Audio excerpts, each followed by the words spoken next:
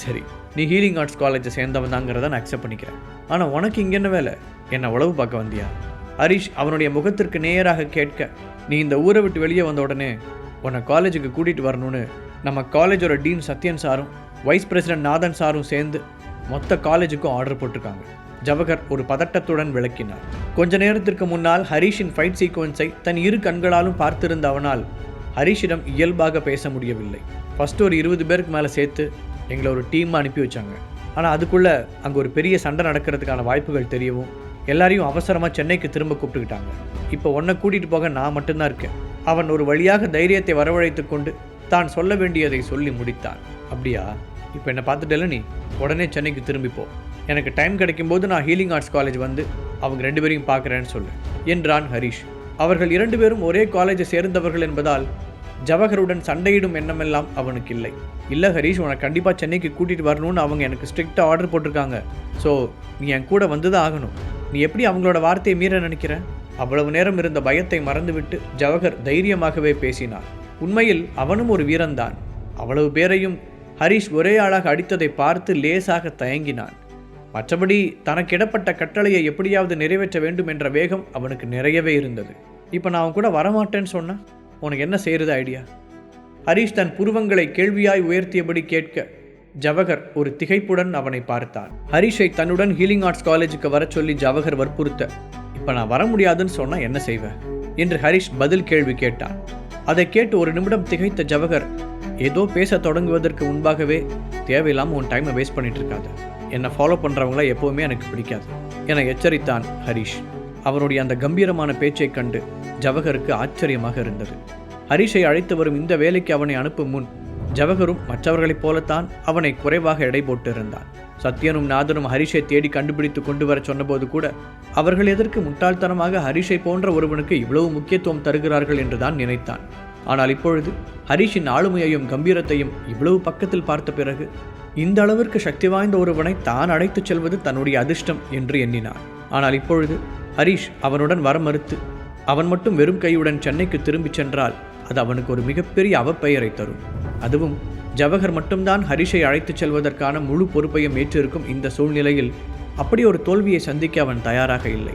அதை நினைத்த ஜவஹர் கடைசியாக ஒரு முறை விடாப்பிடியாக கேட்டான், உண்மையிலேயே என் கூட வர உனக்கு விருப்பம் இல்லையா என ஹரிஷை நேராக பார்த்து கெஞ்சும் குரலில் அவன் கேட்க, கொஞ்ச நேரம் அவனை உற்று பார்த்த ஹரிஷ், சரி போலாம் என்றான். எப்படி இருந்தாலும் இப்போ சென்னைக்கு போகிறதுக்கு தான் பிளான் பண்ணியிருந்தேன், இன்னொரு வண்டி அரேஞ்ச் பண்ணணுமேன்னு யோசிச்சுட்டு இருந்தேன், இது கூட நல்ல ஐடியா தான் என்று மனதிற்குள் நினைத்து கொண்டான். பின் தன் 2 பேண்ட் பாக்கெட்டுகளிலும் கைவிட்டபடி காட்டை விட்டு வெளியே நடக்க ஆரம்பித்தான். ஹரிஷ் வர சம்மதித்ததும் ஜவஹர் தன்னை பற்றி பெருமையாக நினைத்து கொண்டான்.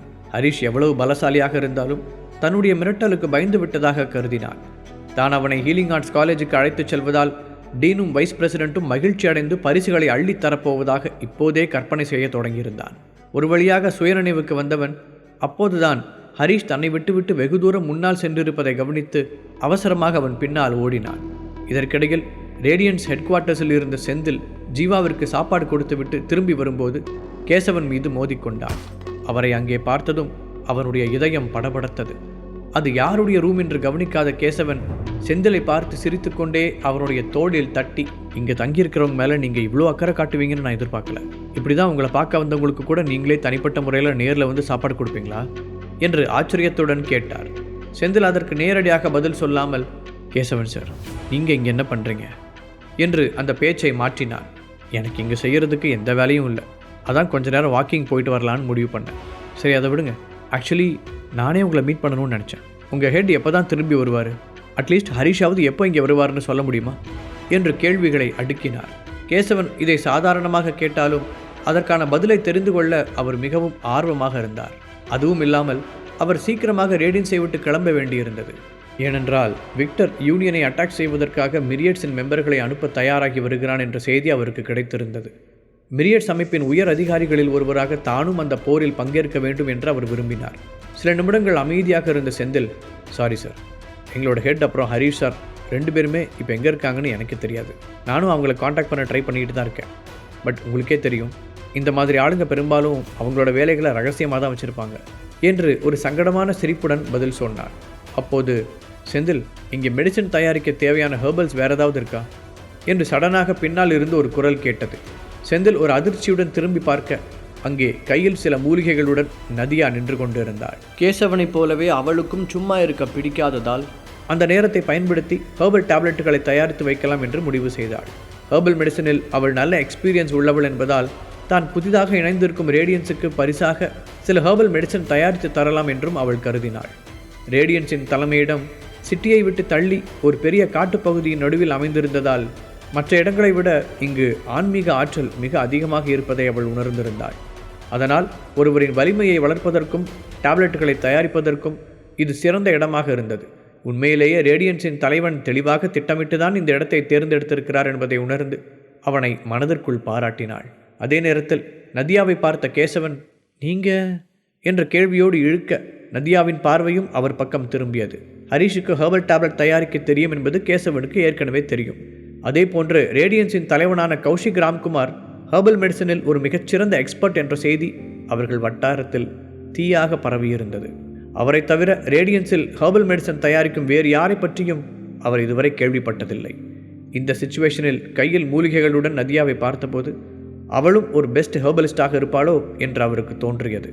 அப்படியென்றால் ஏற்கனவே ரேடியன்ஸில் 3 பேர் ஹெர்பல் மெடிசன் தயாரிக்கும் திறன் மிக்கவர்கள் என்று அறிந்தபோது அவருக்கு ஆச்சரியமாக இருந்தது. புதிய மெம்பர்களை சேர்ப்பதற்காக அவர்கள் எப்படி ஹெர்பல் மெடிசன்களை வாரி வழங்கினார்கள் என்பதை பற்றிய உண்மை அப்போதுதான் விளங்கியது.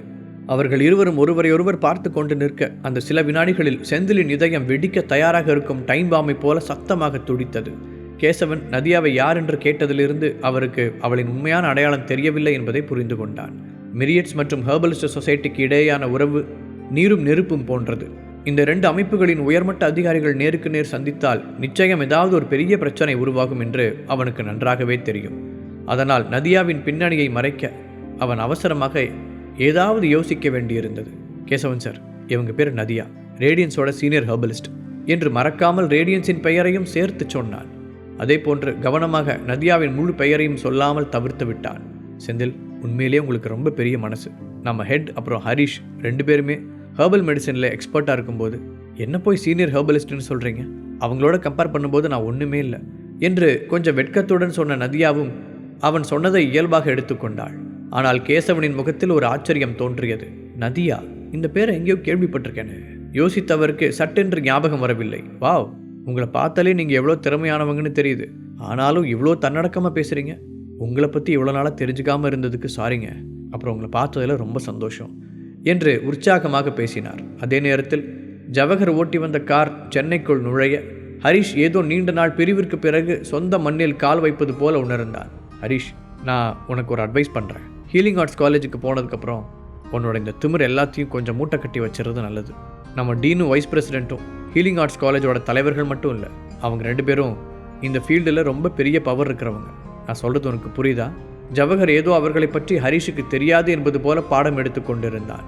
ஹரிஷ் அதையெல்லாம் கண்டுகொள்ளாமல் வெளியே வேடிக்கை பார்த்து கொண்டிருக்க, இவனோட திமிர் அடங்காது போலையே என்று மனதிற்குள் திட்டிய ஜவஹர், நீ மட்டும் அவங்க 2 பேரையும் கோவப்படுத்துறேன்னா நிச்சயமாக அதோட விளைவுகள் உன்னால் தாங்க முடியாத அளவுக்கு ரொம்ப பயங்கரமாக இருக்கும் என்று எச்சரித்தான். அதை கேட்ட ஹரிஷ் அப்போதுதான் ஜவஹரை திரும்பி பார்த்தான். காரில் ஏறிய நிமிடத்திலிருந்து இப்படித்தான் ஏதேதோ அட்வைஸ் சொல்லிக்கொண்டே இருந்தான். அப்போதைக்கு அவருடன் எந்த சண்டையும் வேண்டாம் என்று நினைத்த ஹரிஷ் காதில் ஹெட்ஃபோனை மாட்டிக்கொண்டு சீட்டில் நன்றாக சாய்ந்து உறங்கிவிட்டான். இப்போது அவன் விழித்ததை பார்த்து ஜவஹர் மீண்டும் முதலில் இருந்து தொடங்க ஹரிஷுக்கு எரிச்சலாக வந்தது. நான் இப்போ ஹீலிங் ஆர்ட்ஸ் காலேஜுக்கு வரப்போகிறதா உங்ககிட்ட யார் சொன்னது? ஹரிஷ் நக்கலாக கேட்க, என்ன சொல்கிற? நீ தானே அங்கே என் கூட வரேன்னு சொன்ன, இப்போ பேச்ச மாத்திர என ஜவஹர் பதறினான். நான் போகலான்னு தான் சொன்னேன், காலேஜுக்கு உன் கூட வரேன்னுலாம் சொல்லலை. நான் தான் உங்ககிட்ட முன்னாடியே சொன்னேன்ல, எனக்கு நேரம் கிடைக்கும் போது வரேன்னு. அதையே நீ அவங்ககிட்டயும் சொல்லு. ஹரிஷ் சாதாரணமாக சொல்லிவிட்டு மீண்டும் வெளியே வேடிக்கை பார்க்க ஆரம்பித்தான். என்ன பேசிகிட்டு இருக்க? அவங்க 2 பேரும் நம்மளோட வைஸ் பிரசிடெண்ட் அப்புறம் டீன். அவங்க பேச்சை எப்படி உன்னால் மீற முடியும்? ஒழுங்கு மரியாதையாக நான் சொல்கிறத கேட்டு என் கூட வந்துரு, இல்லைன்னா நடக்கிறதே வேறு. கோபத்தில் கண்ட்ரோலை இழந்த ஜவஹர் ஹரிஷை எச்சரித்தான். அவனை அட பைத்தியக்காரா என்பதை போல பார்த்த ஹரிஷ், நிஜமாவே உன்னால் என்ன ஏதாவது செய்ய முடியும்னு நீ நம்புறியா என்று சிரிப்பை அடக்கி கொண்டு கேட்டான். ஹரிஷ், நான் உனக்கு லாஸ்ட்டாக வார்ன் பண்ணுறேன். நீ அந்த யூஸ்லெஸ் ரவுடிகளை அடித்து போட்டதால் மனசில் ஏதோ ஒரு பெரிய ஆள்னு நினச்சிக்க வேண்டாம். இந்த உலகத்தில் உன்னை விட பெஸ்ட்டானவங்க நிறைய பேர் இருக்காங்க. ஸோ இவ்வளோ திமிரெல்லாம் உனக்கு ஆகாது. ஜவஹர் சுத்தமாக பொறுமை இழந்திருந்தான். சரி, இருந்துட்டு போகிறாங்க. நான் உங்ககிட்ட நான் மட்டும்தான் பெஸ்ட்டுன்னு சொன்னேன்னா? நீ இப்போ காரை கொஞ்சம் நிறுத்துறியா? ஹரிஷ் மீண்டும் அலட்சியமாகவே பேச காரை ஓரம் கட்டி நிறுத்திய ஜவஹர், என்ன போனால் போகுதுன்னு பார்த்தா ரொம்ப ஓவராக தான் போயிட்டுருக்க. காலேஜில் நான் உன்னை எதுவும் செய்யாமல் இப்படி மரியாதையோடு கூட்டிகிட்டு போகிறதுக்கு நீ எனக்கு தேங்க்ஸ் சொல்லணும். அதை விட்டுட்டு திரும்ப திரும்ப பேசினதே பேசிகிட்டு இருக்க என்று கத்தினான். யார்? நான் திரும்ப திரும்ப பேசுகிறேன்னா?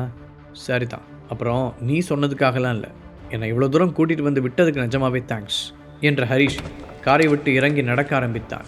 அதை பார்த்து அதிர்ச்சி அடைந்த ஜவஹர் வேகமாக அவனும் இறங்கி, டேய் என்ன நான் பேசிகிட்டே இருக்க, நீ பாட்டுக்கு போயிட்டே இருக்க என்று ஆவேசமாக கத்தியபடி ஹரிஷின் பின்னால் ஓடி வந்து அவனுடைய சட்டையை பிடிக்க கை நீட்டினான்.